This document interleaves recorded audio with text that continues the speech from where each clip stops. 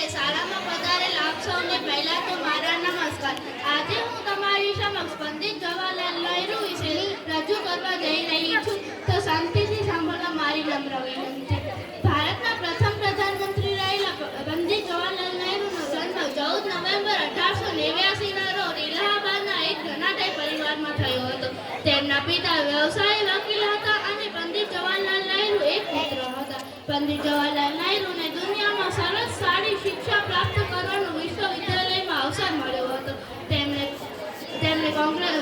તેઓ કોંગ્રેસ સાથે જોડાયા હતા. તેમણે તેમની સ્કૂલ હેરો અને તેમની સ્કૂલની શિક્ષા હેરો અને કોલેજની શિક્ષા ટ્રિનિટીનો અભ્યાસ લંડનમાં પૂરો કરી કેમ્બ્રિજ ડિગ્રી અભ્યાસ કરી 1912માં નહેરુજી એક લોની ઉપાધિ ગ્રહણ કરી અને 12માં બોલાવ્યા હતા.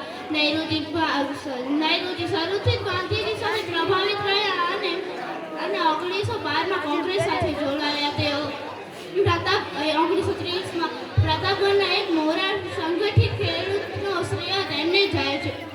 તેમણે કુલ 9 જેલોની યાત્રા કરી અને વિશ્વ ભ્રમણ કર્યા હતા.